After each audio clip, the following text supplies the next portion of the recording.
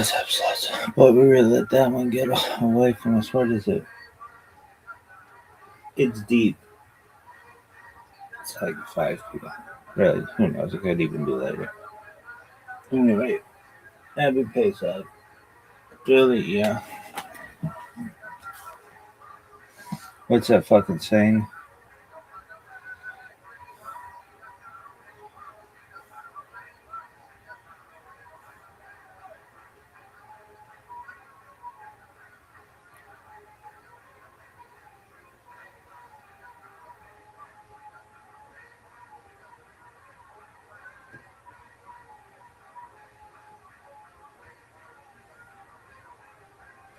Chag kasher v'sameach.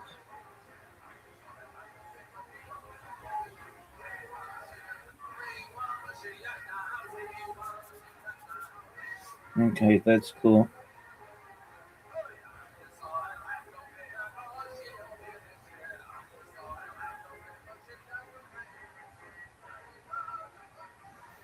Homer count is 2 days.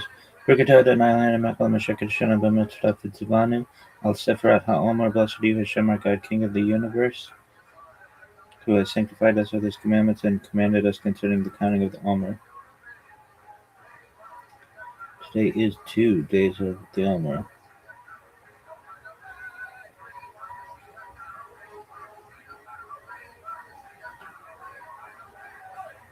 No one knows for sure Eluvei Elo Divrei Elokim Chaim, but this is the Missouri lived by.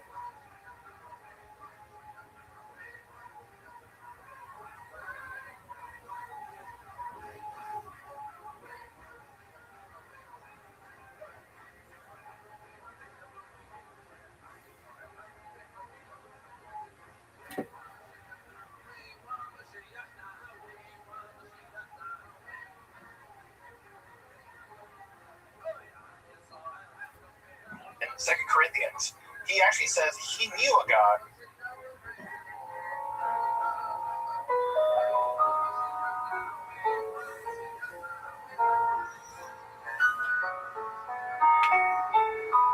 Hold on. How many days of this bitch? I don't know. I'm still in a coma.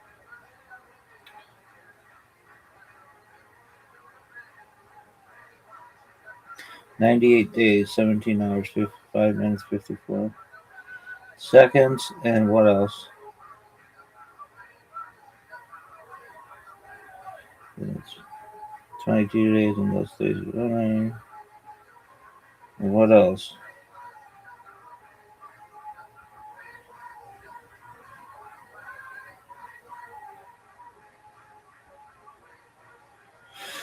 "37, 61, creation of the world, birth of Adam and Eve, Chava, 36, 31, 130, son of Adam was born." There you go, son.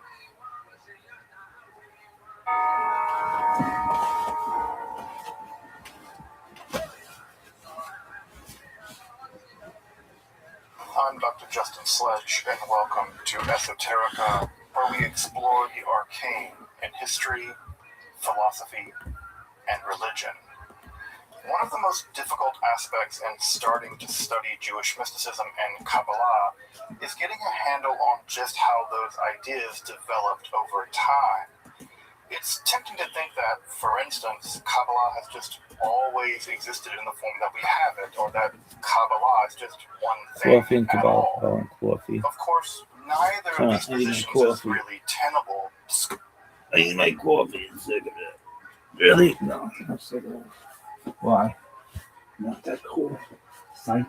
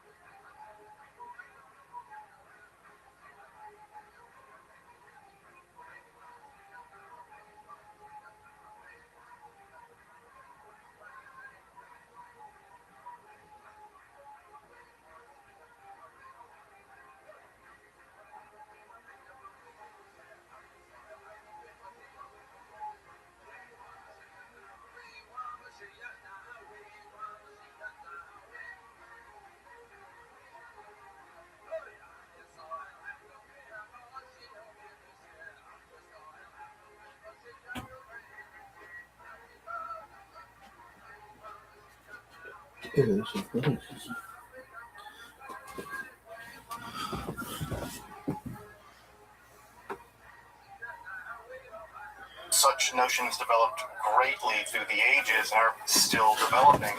And there are now, and there have always been, numerous mutually exclusive schools of Jewish mysticism and Kabbalah. This class is meant to serve as an introduction to Jewish mysticism and Kabbalah from the point of view of its incredibly complex development from the prophets of ancient Israel and to the rise of modern Hasidism in the 18th century. Of course, this series isn't meant to be exhaustive by any means, but only should serve as a springboard for deeper study and reflection, and hopefully it will also enable you to situate developments in Jewish mysticism and Kabbalah in their historical and cultural context, and hopefully embolden you to dive into the primary texts, which are admittedly as sublime as they are obscure. Let me express my gratitude to Congregation Tchia for allowing me to use these lectures to reach a larger audience here on Esoterica. If you want, you can find the entire series under the playlist Entering the Garden, an Introduction to Jewish Mysticism and Kabbalah. I'll be uploading them over the next few weeks, or if you find these episodes after autumn of 2021 and you want to watch the entire series, you can find them in that playlist. If you find this series on Kabbalah interesting, I'd hope you check out my other content on topics in esotericism and perhaps consider supporting the production of free academic and scholarly topics in occultism, hermetic philosophy by joining my Patreon or perhaps with a one-time donation. You can find those links below, and I really appreciate your consideration. Now, let's enter the garden of Jewish mysticism and Kabbalah. Welcome back.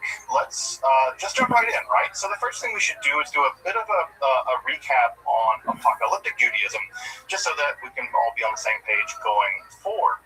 As I mentioned in the previous lecture, apocalyptic Judaism really emerged in the turmoil of the period after the Babylonian conquest in 586 BCE, and then really taking its form in the period after the Judahites are allowed to return to their homeland beginning in 537 BCE. And it's in the subsequent aftermath of that turmoil that what we have is a big theological shift in how the ancient Israelites understood their relationship to their God. As you may remember, the older, more prophetic literature said that if the Israelites don't keep their part of the bargain, God's going to wipe them out. Well, they weren't all wiped out. And so that's a theological problem, right? We have a sort of a threat that, I remember my mom sometimes telling me, I brought you into this world and I'll take you out of it. And then I did something bad, and she didn't take me out of it. And I was like, I might have called your bluff, Mom. I don't recommend you do that. But, well, that kind of happened with Israelites, right? God threatened, look, I brought you into this world, I'll take you out of it, and God didn't. So what do we do theologically with that? And what ends up happening and what ends up emerging is a new kind of theology and a new kind of interaction with the Israelite God. And so rather than the Israelite God communicating orally to prophets, what we have is a shift in the theology where rather than communicating orally, right, what we have is God communicating visually, right? God is showing the Israelites various kinds of things. And the biggest, perhaps most important thing that God is showing to the Israelites is that there's a plan, that everything that's happening is planned. There is a reason why you're suffering the way that you're suffering. There's a reason why wicked people seem to triumph. There's a reason why you've been returned to your homeland after being conquered by the Babylonians. There's a reason why the Romans, you had independence for a while, and now the Romans have conquered you again. Why is all this happening? Well, for the apocalypticists, there is a plan. And typically, right, another things that the apocalyptic literature also deals in is things like cosmology, right, the structure of the universe, history, why the universe came into being at all, and specifically what they're often really interested in is the origin of evil. Why? Because they're enduring a lot of evil. And so they really focus on where evil came from and how evil emerged. And there's a lot of different competing theories in the ancient Israelite literature about the origins of evil. Some of those have to do with talking snakes in a special garden. and some of those have to do with angels coming down to mate with women and teaching human beings all kinds of bad things.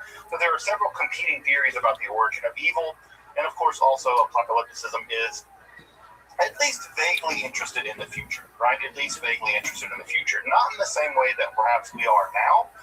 If you're curious, in religious studies, we have a whole different term for studying the future end of the world. That's called eschatology, from the Greek eschaton, which means the final things. But not all apocalypticism is eschatology, but all eschatology is probably apocalyptic, right? So those are slightly different categories. We'll talk more about eschatology later. And as I mentioned last time, there is a massive amount of apocalyptic literature. I think that if I skip back just a couple slides here, right, and you can remember here on the page, there's just a library of apocalyptic literature that gets developed, some of which occurs in the Hebrew Bible, most of which does not, right? And then, of course, we also have Christian and Islamic apocalyptic literature. This is a vast, vast, vast amount of literature. And I think, as I mentioned, if you were to take the apocalyptic literature and compare it to the actual surviving literature of the Hebrew Bible, there's almost just as much apocalyptic literature as there is other material in the Hebrew Bible. So it is a treasure trove of material, most of which I think most people have never read before. Much of which was lost for a long period of time, actually. Of course, the most famous pieces of apocalyptic literature are the books of Daniel. Daniel 7 through 11 is sort of the locus classicus of the genre. It really sets the stage for the genre. But of course, also is the book of Enoch. Of course, the book of Enoch, as you may know, isn't actually one book. It's about 5 different books that are stitched together, and there's various kinds of Enochian stuff in there. And in addition to that, there isn't just one book of Enoch, there are actually 3, right? We have 1st, 2nd, and 3rd Enoch. So in Enoch literature alone, 1st Enoch, I think, comprises almost 100 chapters. It is a massive, massive book. So Enoch is a terribly large volume, and of course 2nd and 3rd Enoch are also part of that literature as well. So even the Enoch literature is itself really vast if you get down into reading it and studying it. And of course, the apocalyptic literature is marked by an intense use of symbolic visions, and it heavily features what we call ex eventu prophecy, which is where you describe a current situation in encoded language as if it's going to occur in the future. Now, this has led to a lot of confusion, right? Because when you read the book of Daniel, many people now read the book of Daniel as predicting the future, right? This is going to describe the coming war with Russia or China or something. But the reality is it actually describes the Persians and the Romans. It describes what's going on in their time period. And so this has led to a lot of confusion. And in many ways, the entire Christian evangelical world has this intense idea that encoded in the Bible are the secrets about how the world's going to end. Well, the truth of the matter is that these writers are describing things happening in their own day as if it's going to happen in the future. And so that's led to, again, an entire genre of theology, what is sometimes called end times theology or end times research, eschatological research. But the original message of that literature was not about the end of the world. It was about criticizing conditions on the ground. So you may, in some sense, think of some apocalyptic literature as having a kind of social justice bent or being a kind of critical literature in the sense of social criticism, except for it's happening at a much different register. It's happening at a much different register than we might think of social criticism now. All right, so as I mentioned, right, this kind of literature, the apocalyptic mode of Judaism, would set the stage for a great deal of developments in Christianity and Islam. In fact, one might even describe Christianity as a form of apocalyptic Judaism that kind of got independent, right? It sort of got escape velocity and shot off Judaism. But other forms of apocalyptic Judaism existed as well. Organized forms of apocalyptic Judaism, perhaps second to the Christians, would be the Essenes. The Essenes were also an apocalyptic sect of Judaism, but they were probably wiped out during the Great Revolt. In fact, Josephus even describes how they marched out to battle and they were massacred in a couple different battles. So it didn't work out for them. So, right, one of the things that's worth pointing out here is that apocalyptic Judaism did not prove popular in rabbinic, proto-rabbinic, and rabbinic circles. So we'll get to that. We'll get to why that is a bit more this evening, and how apocalyptic Judaism did survive into rabbinic Judaism and how it didn't. And again, part of what's going on here is the rabbis have a very simple agenda, folks. Their simple agenda is survival. Their job is to make Judaism work in the aftermath of the destruction of the temple, and in the aftermath of the genocide committed by the Romans after the Bar Kokhba rebellion. And so, what the rabbis are concerned about isn't this final battle with with evil. They're really concerned with how do you cook kosher food in an oven that has these characteristics. That's the kinds of things they're worried about. They're worried about continuity and not about theological clamoring over what's going to happen in some grand titanic battle. And so, because that, again, if you really do believe that God's going to intercede on your behalf in some grand titanic battle, well, you might march out try to pick a fight with the Romans because God's on your side. Well, then you might be massacred. So the rabbis are less interested in those kinds of theologies, although with an exception we'll talk about tonight. And the reason why is they've seen them fail over and over again. You can imagine, right? After the 15th Messiah has come along and led a bunch of people into battle against the Romans and died, you can imagine that many of the people who are trying to keep the situation going are not impressed with that anymore, right? After the 5th failed Messiah, people are like, this Messiah stuff is just getting people killed. And by the way, it's still getting people killed. Right? You can talk to those folks out at Waco. You can talk to folks at Om Sharingo. You can talk to a lot of folks. Messiahs often lead their people into great peril, and it can lead to all kinds of problems. By the way, Jesus wouldn't be the first nor the last Messiah. There have been a lot of Messiahs that come and go.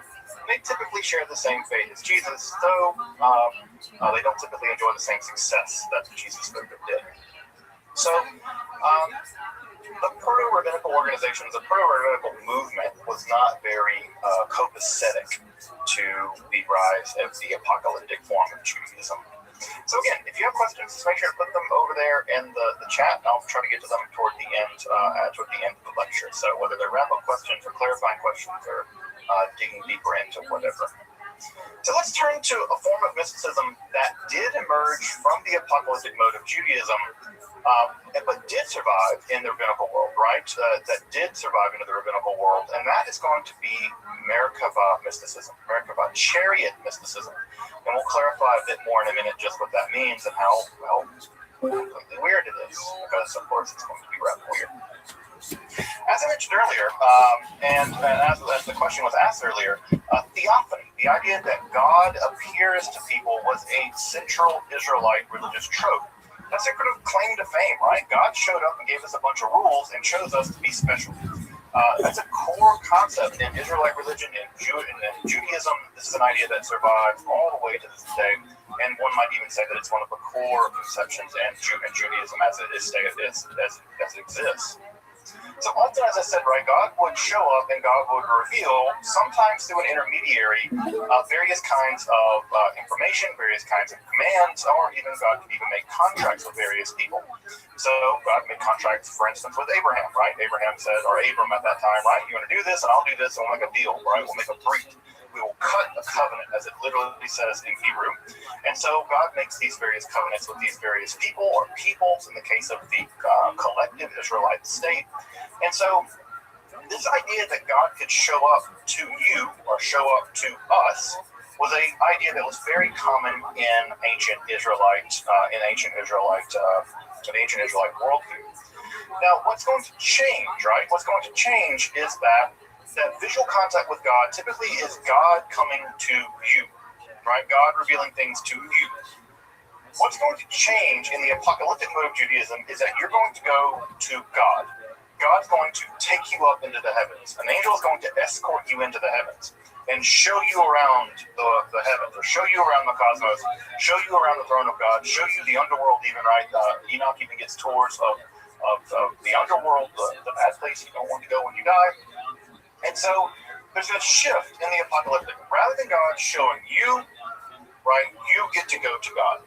And that motion where rather than prophets being told things as if they're sort of passive, recording it, rather than go on journeys, that's going to be one of the big shifts in the apocalyptic literature.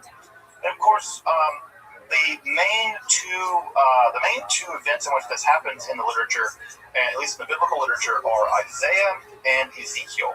And those two theophanies, the theophany of Isaiah and Isaiah 6, and the theophany in Ezekiel, are going to be the two big prototypes for how this is going to go down. What I should also mention, by the way, is that the angels or the various other supernatural beings that are often seen by the apocalypticist or the prophet are not the angels that you're probably used to. I know most of you probably have in mind the more Renaissance version of the angel. That is to say, it's a roughly humanoid, sometimes even baby-looking creature with wings, right? Sometimes with multiple sets of wings, some 6 is typically the way it's described in Isaiah. In the Ezekiel vision, these beings look nothing like stereotypical angels. We have wheels covered in eyes that rotate around each other in weird ways. People even said things that this might be a foe or something. Now, there are other creatures that are sort of stiff-legged that have various kinds of wings and the shapes and the heads of various kinds of animals. They are very, very, very unusual creatures, and they often get strange names like the Chayot, right, the ones that are alive, or the Cherubim, or the Ophanim, that's the name of the wheel-shaped ones. So biblical angels or biblical supernatural creatures are very unlike the cherubic angels that you may have seen adorning paintings from the Renaissance. Israelite angels don't really appear like that. What's important about the apocalyptic is also what's going to be added from Isaiah and eventually into Enoch, where they're going to be given visions of the throne of God. They're going to be taken to the very apex of reality, which is God's throne room, and they're going to be shown images of the throne of God. Well, to get to the throne of God, you can't just kind of go, the old Maynard saying, right? You can't get there from here. Well, you can't. You got to travel, right? And the way that you travel typically is you travel up through the various spheres of the heavens, right? They're typically thought of as being 8 spheres of the heavens, and all of these spheres are inhabited by all kinds of supernatural creatures, angels and otherwise, demons in some cases. And you ascend through these spheres, right? And eventually you're given access to the palace where God lives, and you're given access to a vision of the throne of God. We first see this begin to happen in some of the literature associated with the character Enoch. Enoch, as you may know, is famous because Enoch never died. The Bible simply records that Enoch walked with God and God took Enoch away. Right? So Enoch is one of the few people in the Hebrew Bible that is never said to die. Of course, Enoch, along with Elijah, are 2 characters that are said to never have died. Now, this what ends up happening, right, is that the structure of the Israelite cosmos gets really thick. As you may remember from the first lecture, right, when I described the Israelite cosmos, what we have basically is a dome, right, and that dome is full of water, right, and it rains down, hails down, or rains down, right, and God is above that dome. Well, what ends up happening is that after the Israelites come in contact with the Persians and the Greeks especially, and somewhat to the same degree the Persians, they have a much more robust vision of how the cosmos works. Right? These are the guys that are going to invent things like astrology. And for them, what you have are various planets ascending, right, beginning with the moon and ascending all the way up to the planets, right? And so the universe gets much thicker. And of course, if those planets are moving around, right, they got to be moving through something. And what are they moving through? Well, there's a lot of debate about it. Aristotle thought it was crystalline spheres, but there's a lot of debate about what's going on. The most important point here is that the Israelites are going to inherit a quasi-Hellenistic, quasi-Persian worldview. When I say worldview, how they view the world. And the old Israelite conception of the universe gets a lot more complicated, right? A lot more complicated. So, right, what we have in the aftermath of some of this apocalyptic literature, specifically the Enoch literature, and if you ever want to read the Enoch literature, I can recommend a good translation for it. It's really fascinating literature. There's going to be a question here, right? We have the idea that Enoch ascended into the heavens and had visions of the throne of God. Well, curiously, the rabbis ask, can other people do this? Is it possible for someone else to make this ascent? And we're going to complicate that term ascent here in just a minute. And what's shocking is that the answer is yes. They say, yeah, you can go into the heavens and see the throne of God if you make this ascent through the various spheres of the heavens. And not just can you, but I've done it. and I can teach you how to do it too. And that's where we move out of the apocalyptic mode of Judaism, where the apocalyptic mode is simply revealing what Enoch experienced to a mystical practice whereby you, or at least some rabbis, could do this themselves. Notice that difference, right? One is literature, the other is mystical practice. And so the form of mysticism that begins to emerge in the Persian and then the Hellenistic period, right? This is beginning at the very earliest in the 5th century BCE, but certainly by the 3rd century, this is beginning to mature. And of course, by the 2nd century, it's reached its 2nd century of the Common Era. It's probably reaching its apex. We typically now refer to this literature, and many of the medieval Jewish folks did, and many folks in the Talmudic period do as well. They refer to this type of mysticism as Ma'aseh Merkava, which typically we take this to mean something like doing of the chariot. Notice the word Ma'aseh in Hebrew has a sense of you doing something, right? You're not reading about it. You're not reading Enoch, you're trying to go on the same journey that Enoch did. The idea here is this is a practical form of spiritual journeying. Now, this kind of literature is typically referred by 2 different names, but it always refers basically to the same kind of mysticism. In one form of mysticism, we refer to it as Merkava literature. The word Merkava is the Hebrew word meaning a chariot. And the reason why it's called chariot literature is because God's throne is typically imagined to be a kind of winged chariot. Now, if I scoot back a whole bunch of slides, right, all the way back to that Persian period coin. Let me find the Persian period coin. Remember this coin I showed you guys a couple of weeks ago, right? Notice that this is probably Yahweh, right? Notice what Yahweh is riding upon. It's a chariot, right? And it has a wing, right? It's not being pulled by horses or whatever. It's a horseless chariot, right? It's God has a Tesla or whatever, right? So anyway, God's being pulled on a chariot here, right? And this is a winged chariot. Notice this is also God's throne. So when we say Merkava mysticism, what we mean here is that these mystics are attempting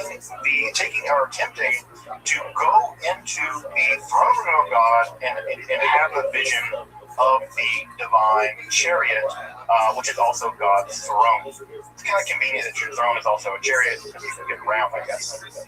The other name for this form of mysticism is Hechal literature. Hechal in classical Hebrew is a temple, but it can also mean a palace. And so the Hechal literature focuses on the journey, not the destination. All right, it's all about which one you want to focus on here: the destination, the throne of God, or the journey, the palaces of God. And what we get in this literature, this Hechal literature, is very complicated descriptions of the various chambers or palaces that the mystic must go through in order to get to the throne of God. Because again, imagine that this is a king living in a kind of palace. Well, you just don't go into one room. God doesn't live in a one-bedroom efficiency in Brooklyn, right? God lives in the big, complicated palace, and you have to go from the outer layers of the palace to the inner, to the inner, to the inner, to the inner, and eventually you reach the innermost layer, the inner sanctum, where God's throne is. And so you have to pass through these various palaces. Now, that's not easy. And the reason why it's not easy is that these various palaces are occupied by all kinds of angelic beings who don't want you there. They do not want you there. You're not supposed to be there. This is a sacred, divine realm where human beings who are, sinful or whatever, shouldn't be hanging out here. And so what we get in the palace literature is that these very hostile, often military-like angels have various kinds of ways of making sure that you don't pass through the various palaces without very complicated passwords, without very complicated seals. These seals would be represented often by various kinds of divine names for these angels, and also you need to know the various names of the angels in order to address them properly. So you have to know their name, you have to know their seal, you have to know passcodes, you have to know all kinds of things in order to bypass these various kinds of angels. Somewhat secret codes almost. So you need to know that information, otherwise the angel will kill you. And in fact, there are even cases in some of the literature where the text will say, no, this is the wrong passcode. Like, this passcode is not the right passcode. This needs to be corrected because I went in there and I set that passcode and they almost, there's a famous line in Hechelo Rabbati where one of the rabbis says, that angel almost shoved me like a piece of wheat, right? So there's the idea that they can kill you.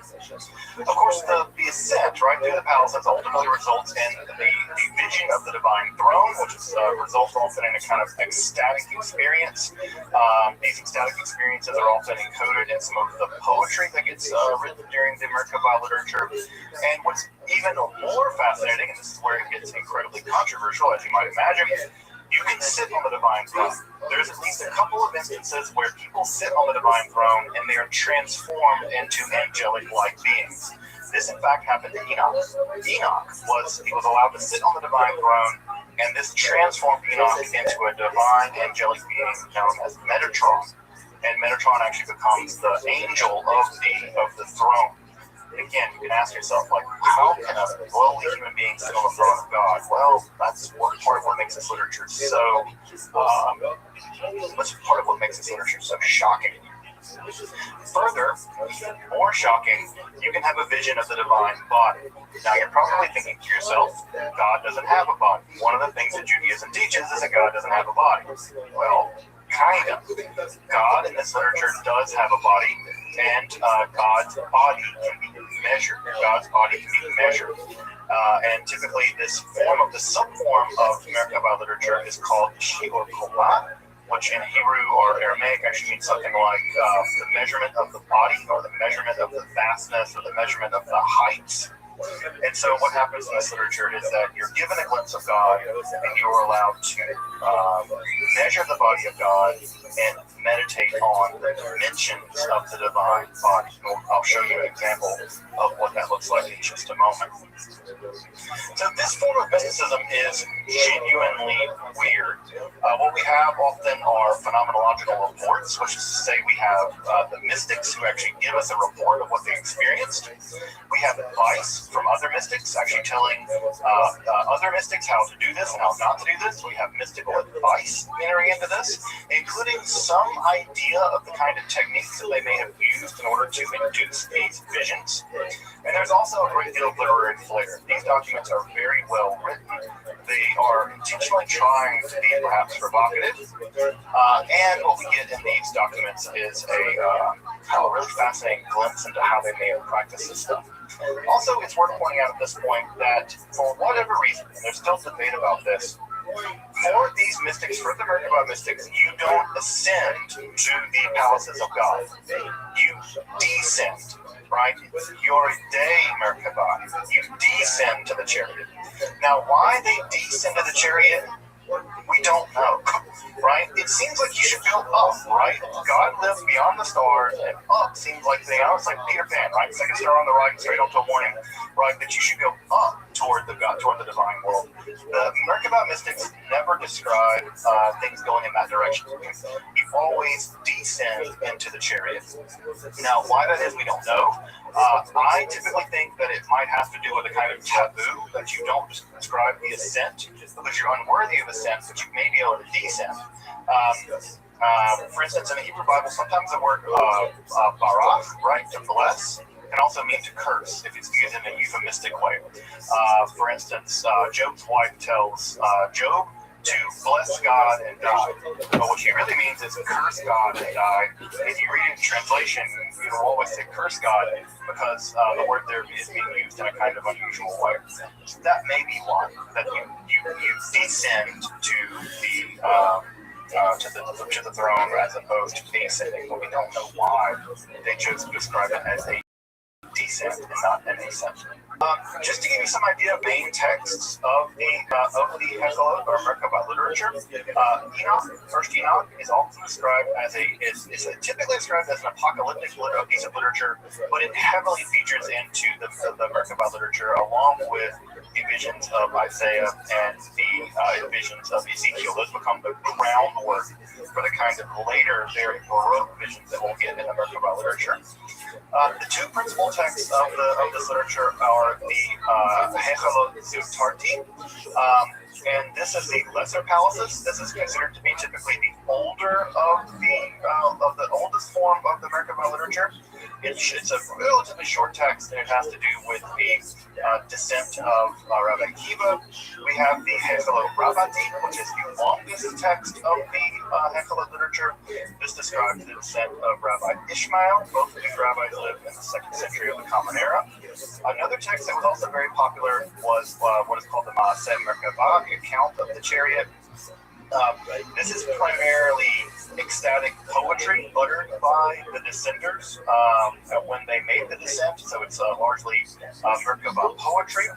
We also have the Sefer Hechalot, the Book of the Palaces. This is also known as Third Enoch, and this has to do with the transmutation of Enoch into the angel Metatron, with the whole sitting on the throne of God.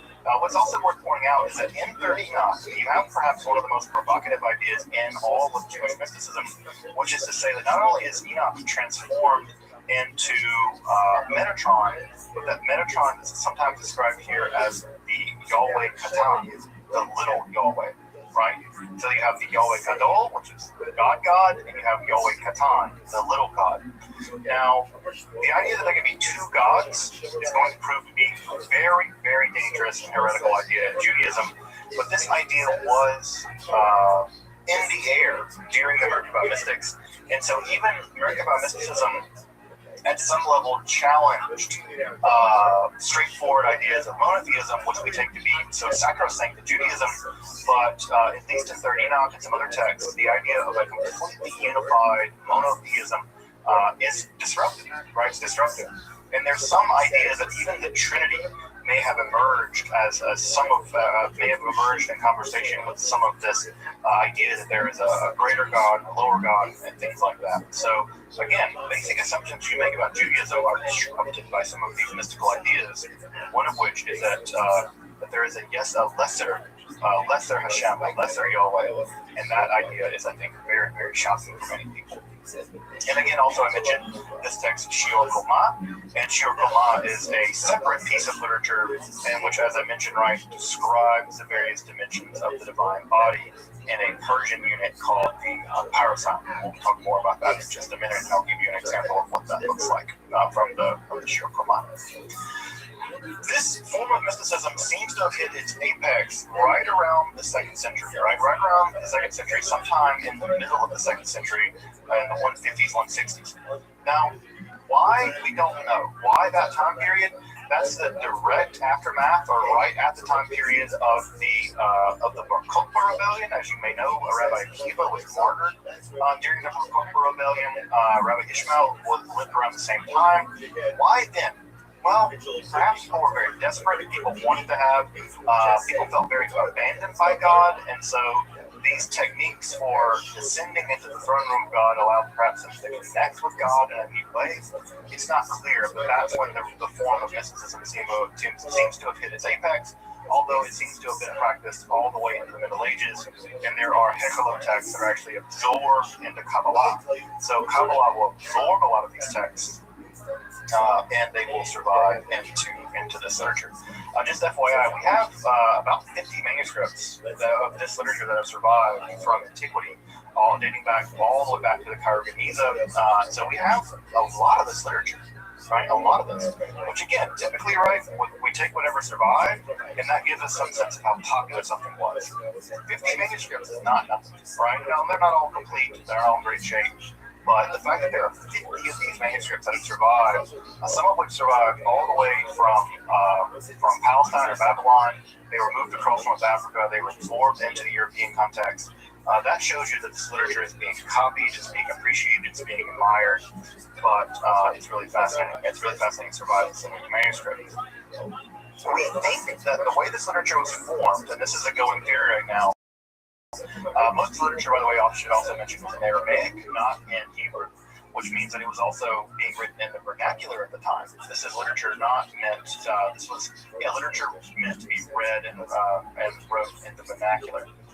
what we think happens is that there are smaller phenomenological units. Phenomenology is the $4 word that means experience, right? These people are having experiences, they're recording those experiences. Those experiences are what we call microforms. They're just very small snippets of discrete mystical experiences. And it seems like there are schools of mystics having these experiences. So I might go to the first heaven, you might go to the fourth heaven, right? I might go to the third one, you might go to the second chamber of the fourth heaven.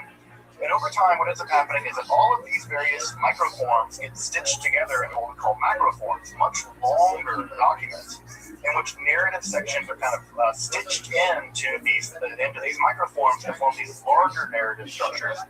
And at some point, this got systematized, and we can see the systematization process happening in some of these texts, where the various palaces are very systematically described as having various kinds of chambers with various kinds of angels, and we know exactly how many angels are there and how many angels serve them, and they're organized very much like an army. In fact, they're organized very much like the Roman army.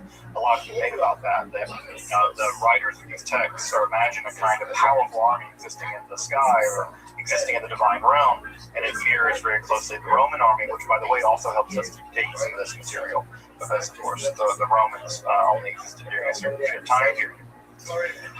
So what we get are these microforms, right, which are probably the result of mystical experiences. Those are stitched together in schools of mysticism, and then those are filled out in a more literary way, and the texts that we have now are those final literary forms in the form of the Hechel Zotaki or the Hechel Rabbati. So we're fairly confident. The leading scholars in the field of this material are fairly confident that this literature is downstream of actual mystical experiences held in various schools of mysticism that are produced in a literary way over the course perhaps of several centuries. And as I mentioned, what we have in this literature are accounts of heavenly journeys, or accounts of journeys through the divine realm. And in these texts we have very complicated passcodes. So many of these passcodes are angelic names that we don't understand. They're very long strings of characters in the Hebrew alphabet. We don't know what these texts mean, what these names mean. They don't look like typical angelic names. And so we have these angelic names, right? You would descend into a palace. There'd be an angel guarding the door. You would address that angel by their name. And the fact that you knew that angelic name meant that they might let you into the room, and then you could pass to another level. Right? And then you would encounter several other angels, and you have to know various kinds of secret codes, or it's like sort of like divine espionage or something. So you would need to know several secret codes, and eventually an enormous mass of literature developed of just code books of various angels, where they live in the divine realm, how to bypass them, what you might need to bring them, because you might not be enough to know their name. You might have to bring them things, or give them seals, or show them sort of various quasi-magical devices. Next week we'll be getting into Jewish magic, and we'll see some of these angelic seals, these angelic magical passcodes. And what you would do is you would bypass these very fearsome angelic guardians, and you would have visions of various aspects of the divine world. And this would almost always result in a mystical vision, and downstream of that mystical vision there would be a poem written, right, describing what you saw. So most of this literature is sections describing the structure of the divine world, lots of passcodes and angelic names, and then hymns, right, describing what they saw, what they experienced, etc. So there's a lot of hymns and things in this. By the way, some of these hymns have actually survived into the Orthodox liturgy, especially around the high holidays. So if you've ever been to a Rosh Hashanah service or a Yom Kippur service, in the traditional liturgy, there are survivals of these hymns, these Merkava hymns, in there, and you might immediately know why, right? Because think about what's happening in Yom Kippur, right? We're literally at the gates of the divine palace, and your prayers are entering the gates of the divine palace, and it has a very Merkava feel to it, if you want to frame it that way, which I think would be a cool way of framing one's Yom Kippur experience, as kind of approaching the gates of the divine realm and kind of, being threatened, right? It's terrifying. God can judge you. God can kill you. God's just figuring out what's going to happen. So it has a very kind of Merkava feel to it. I can pull some of those hymns up maybe next time. The most famous example of one of these hymns that are one of the most famous examples of one of these stories that we have of the Merkaba mystics is the account of the four that entered the Pardes. So Pardes, and this is actually where the name of this class comes from, right? Pardes means something like orchard. And what ends up happening is that we have this tale found for us in the Babylonian Talmud, and it's actually found in several other places earlier in the Babylonian Talmud. But typically the most famous version is found in Babylonian Talmud Tractate Sagiga. There's a lot of strange things in Tractate Sagiga. It's about the holidays, the Chagim, and it's found in section 14b. What we have here is an account of four different rabbis from the 2nd century going into what is called the Pardes. The Pardes is a kind of orchard outside of the temple, right, or outside of the palace. You can imagine, like, it's like the garden of God. They go into the garden, and what ends up happening is that Rabbi Akiva, who's a very is a typical hero in this form of mysticism, warns them that they're going to go into this garden and they're going to see an illusion, right? They're going to see pure marble, but it's going to look like water. And when you see the illusion of the marble, do not say it's water, because you can't be wrong, right? It's a kind of, maybe it's even like a booby trap or something that will weed out the weak or weed out the unrighteous when they enter into the palace. Now again, already in this piece of literature, Akiva's done this already. He's been there. He has an experience of seeing it and thinking to himself, maybe that's water. No, it's not. It's actually pure marble. And if he would have gotten it wrong, he could have suffered this fate as well. Well, what we're told in the story is that four of them go into the Pardes, and only three of them, or only one of them really emerges successfully.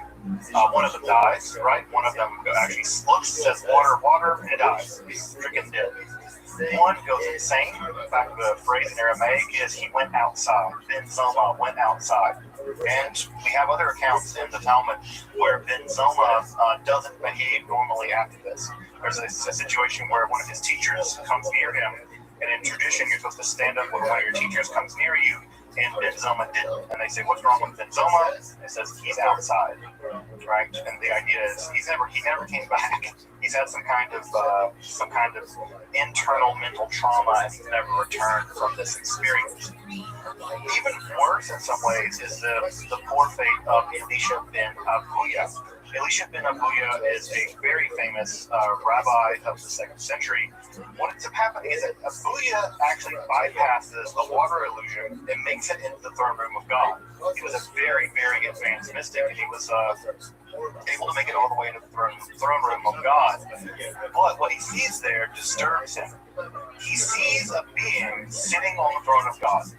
Now, from Isaiah, we know that there is no forward, there is no backwards, there is no up, there is no sitting for God. God doesn't sit down, right? That's one of the things we know from Isaiah about God. Well, Elisha sees this being, Metatron, this angel, sitting on the throne of God. And what does Elisha declare? There are two powers in heaven. There are two gods in heaven, right? He declares that there are these two beings in heaven. Well, when he declares this two beings in heaven business, this is, for the rabbis at least, the most catastrophic heresy he could have committed. In fact, the phrase is he mutilated the shoots, or he severed the reeds. And this becomes a euphemism for committing heresy in Judaism. And all the stories about Elisha ben Abuya, many of which will refer to him simply as Acher, the other one. They won't even name him anymore. He's become such a heretic. And there are all kinds of stories in the Talmudic literature where the Acher, Elisha ben Abuya, doesn't even try to perform Jewish law anymore because he knows it's condemned. He knows that he will never get into the world to come. In fact, when it says that when he died, smoke rose out of his grave, he was already being punished in his grave in the afterlife. So he was punished already as soon as he died. What's interesting in the Talmud is that Metatron, remember the angel that was actually sitting on the throne of God, the angel Gabriel actually beats Metatron as punishment for sitting on the throne of God. And he's whipped, right? He's actually given lashes. And the phrase for the lashes is pulse de nora. He's given lashes of fire. And this idea of lashes of fire will actually go in to become a form of Jewish death magic later on later on. It's not really in the Middle Ages, it's a little later than that. And we'll get to it next week when we talk about Jewish magic. That there's an idea that you can actually call the angel of death to audit someone's sins, and if there's a significant sin found, you can actually they will be killed, right? They'll be punished with the pulsa de nora, and one of the first times we have this idea of someone being beaten with fiery lashes is this angel, Metatron, being whipped with fiery lashes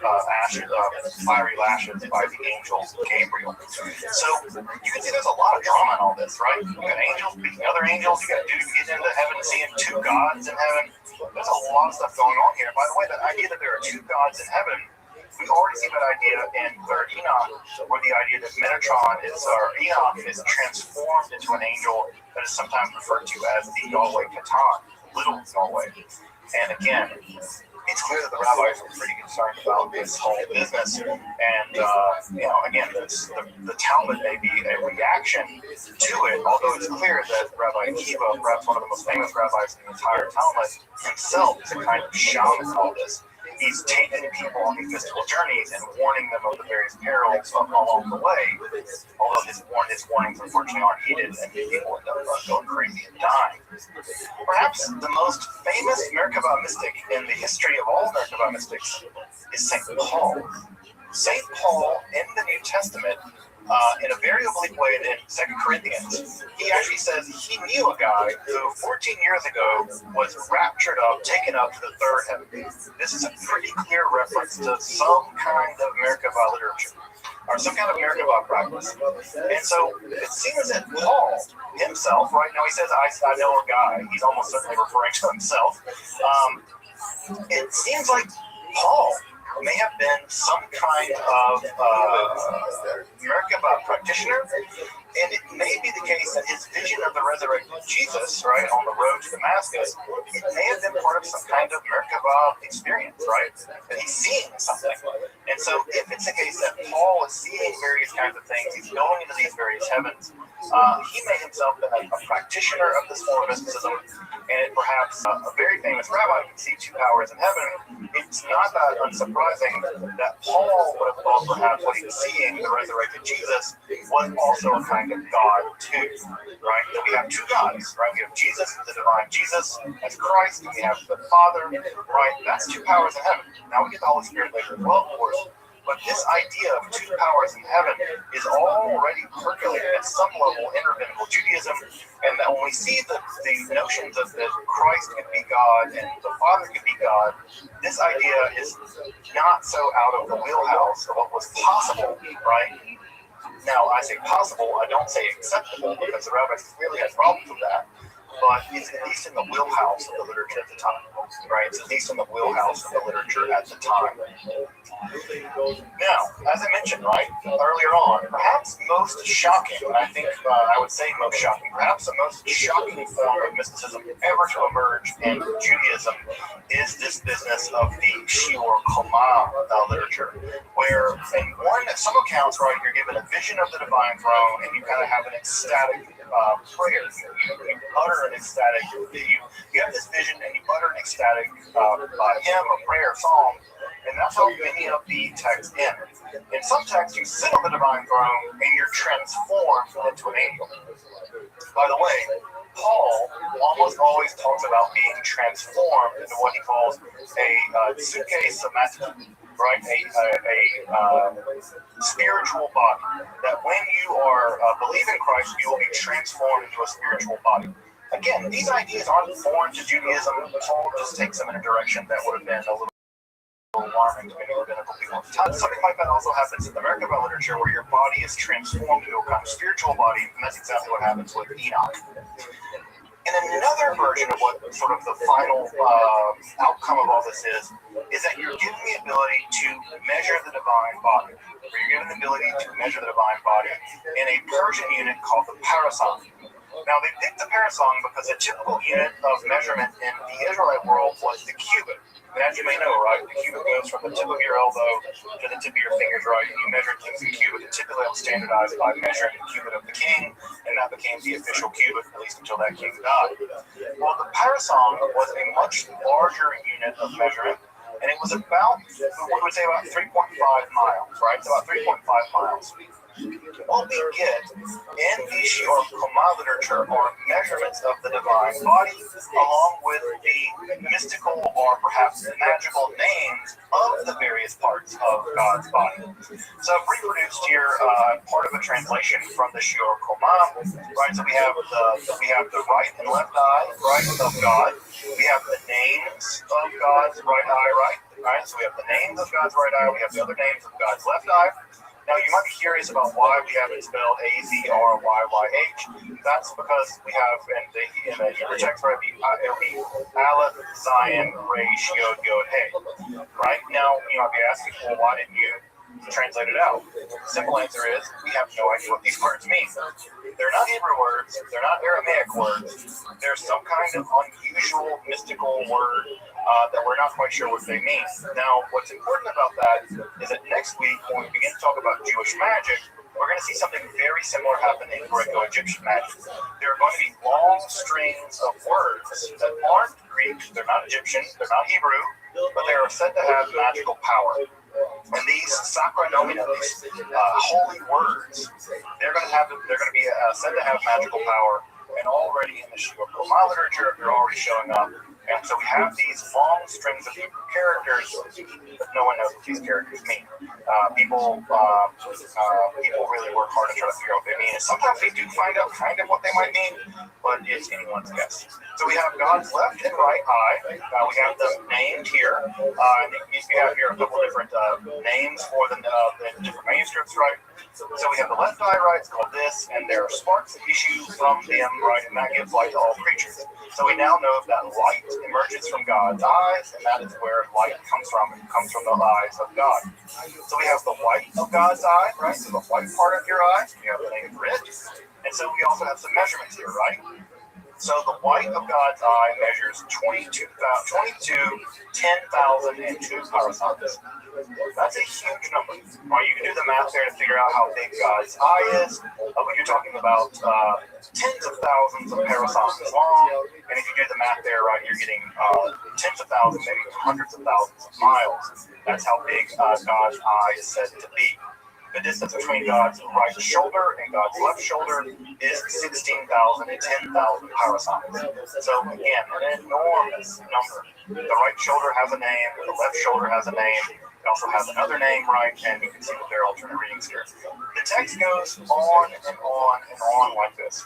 God's beard, I think it's 10,000 and something parasangs long, if you're curious. The distance between God's eyebrows is given, right? The distance between God's nostrils is given. The distance of God's fingers, which are unusually long, are actually given as well.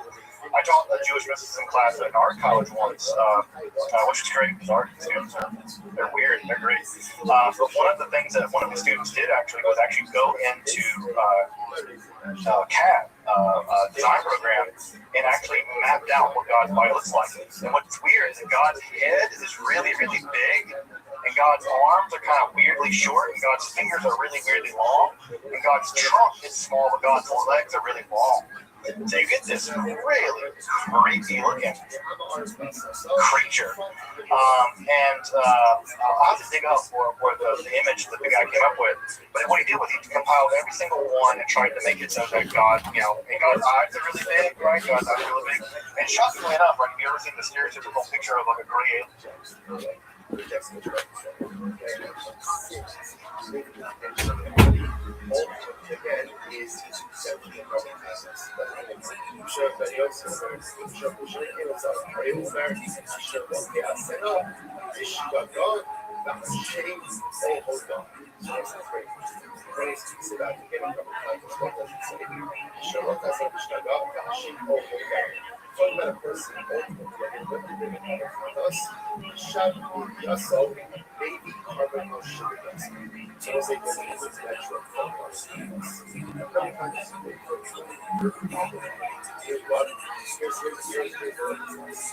if you had the necessary information at hand, would you have abstained from this? If the answer to that is yes, then you bring a public contest for the important information. That's what we call Ishad Yasam. If someone will reveal from saying, maybe carbon shivas. That's the type of person who thinks the particular if someone had the knowledge that should have said, they'll bring a public contest versus however, most of us if somebody would replicate the same maybe it would be a carbon cause of more shock instead. But don't worry, if you saw all those shocks, that was it, just bring it up. So it's just these hard piece of these hard piece. So the question is, hard piece is not a situation where one experiment had the phrase, even had the goal, right? Remember again, women is very big step of experiences. Even as we make the goal, that is about let's say he still would have abstained. Why would he have not abstained? Why not? There was some soft reason. So why should he have the opposite? Or he will say, the metric for practice is I bring up carbon contest, bring up sugar. If I would not have put it together, I had to have the knowledge. But in this case, again, he says, so it's Taylor. He would have said, so what? So what? They said that it's my goal. And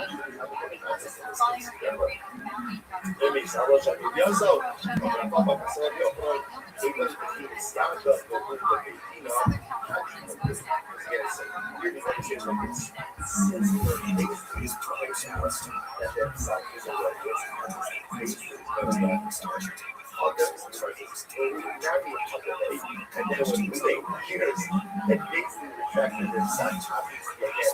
These most of those retractors here. So they bring was a Shami Yasaka. So this is where there's like Tuesday moments in kids where you have the knowledge of the state. In this case, it's just 2 steps with the at basic sounds like for them something to like this. They were saying they were skin things there. And then the same part got the same single is pure extra. Therefore, this is only the case where one had the knowledge of the state. That's why it's one of the cells is kind of not most of these things.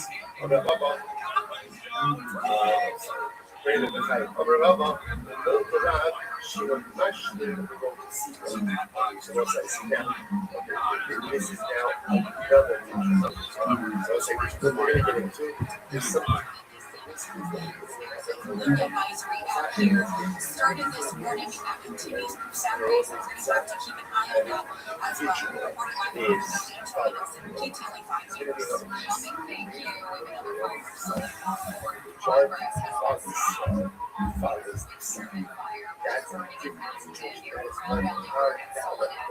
support special in order to bring that money, if you want to send your child to go ahead and apply for it. So say, watch this. Let's say you have to if you want more information on this hire, we'll give you back the scales. Okay, so I'm going to watch this. So basically, that's the village book. 50% of the stuff is there. These guys are going to take the scales. Ruben, what does Ruben do? Oh, as a way, Ruben is here. He's got to do something. They live in Sherman, right? But Sherman is everyone in these, that Ruben is not total. Right? And she really does not care why. Why is that? Because what you can't ignore is that Ruben is going to act as basically himself. Ruben just doing this for him. So even if you can say that Ruben is personal life, but Ruben is himself, let's say you're calculating 51%, the power handle better than zero, say that Ruben is acting based on himself. Okay.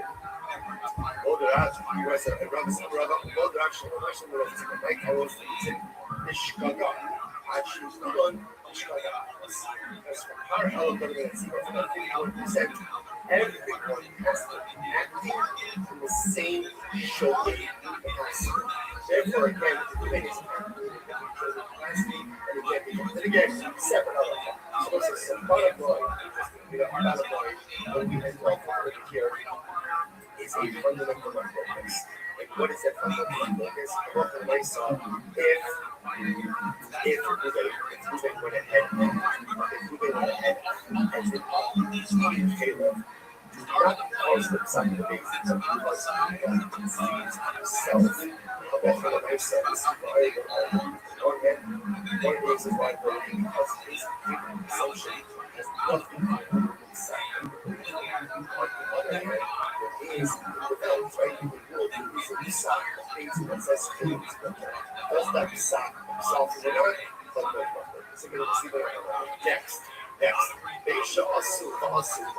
Logo no início da prova, se você chega again, deixa eu botar a bunch of cases. So basically, said, and then it said whether he did it together with Beijing. He did it amazing. He did it by himself. What all these cases were. There was other additional issue. So the guys that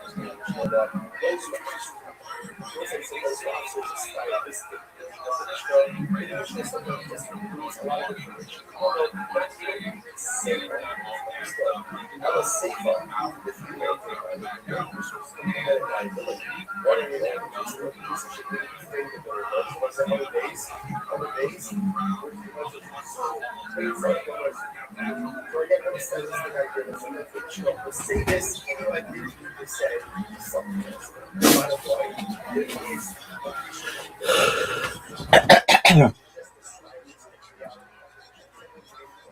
Alien kind of looks like that, right?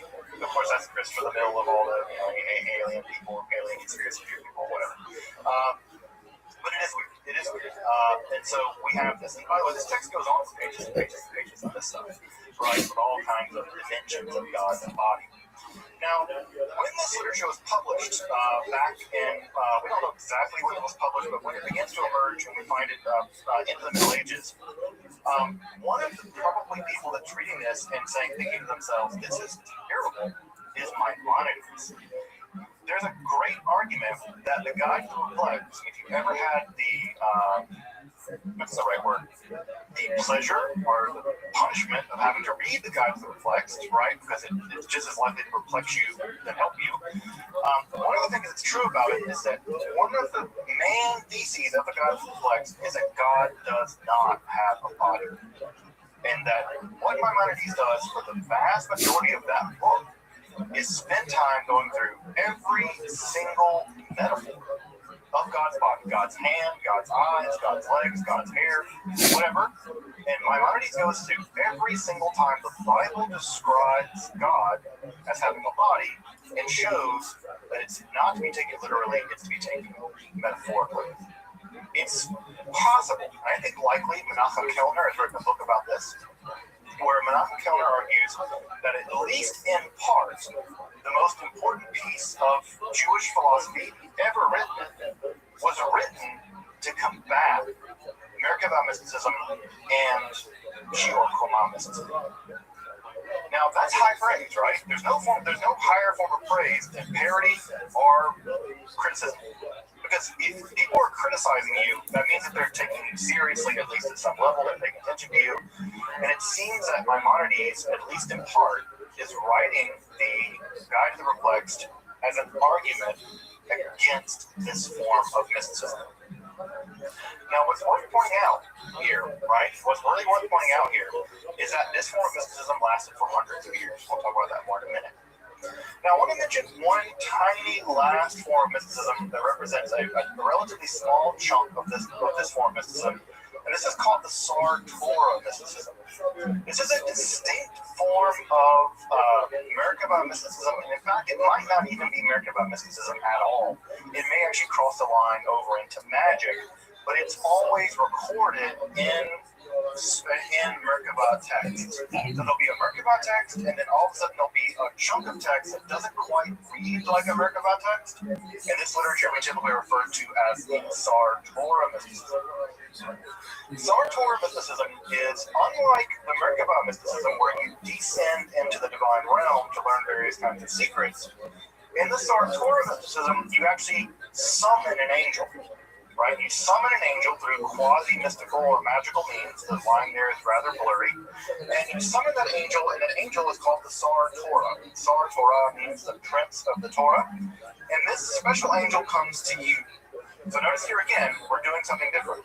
Rather than going to somewhere, we're bringing a being to us. And what ends up happening is that the Sar Torah comes to you, and the Sar Torah rapidly teaches you all kinds of rabbinical lore. Everything from rabbinical law all the way to various kinds of hidden secrets. So the mechanism by which you summon this angel are varied. There's a lot of different accounts on how to summon this angel, but this is a kind of invocation. And to many scholars, this looks a lot less like mysticism, because it's not about you having an experience, but it looks a lot more like magic. You summoning a being, and then they provide you something in the process of summoning them. Just like you might summon a demon to teach you something. Here, of course, you're summoning an angel, and that angel does the job of rapidly teaching you all kinds of rabbinical lore. Now, what's important about that is that idea of using magic to learn things very rapidly is going to survive in the medieval period. There's going to be an entire school of magic called the Notary Art School of Magic that's going to be just this. Now, you're not going to typically summon an angel to do it, but it's interesting that we already have a form of mystical, magical stuff going on by the time of the Merkava literature, where you are, in fact, summoning an angel to learn rabbinical lore very rapidly. And if you've ever studied rabbinical lore, then you can appreciate the fact that people might want to, not have to study all day in order to learn it, because it's a lot. So, this Sar Torah literature, as I said, right, crosses the line probably into Jewish magic. And that is where we're going to pick up next week. We're going to begin to pick up with the earliest layers of Jewish magic, what the ancient Israelites thought about magic, what the rabbis thought about magic, and then we're going to look at some of the magical techniques and devices that have entered into Judaism and have thrived all the way down to this day.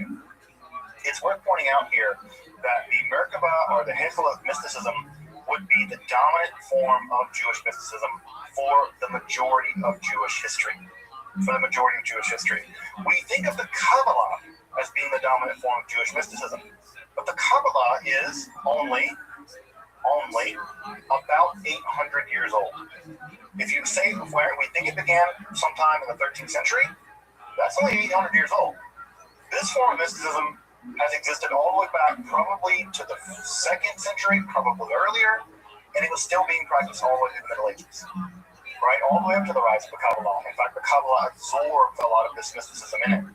So if you really want to think about Jewish mysticism in terms of what got practiced the longest, Merkava, Hechela literature, was practiced far longer, at least at this point, than Kabbalah.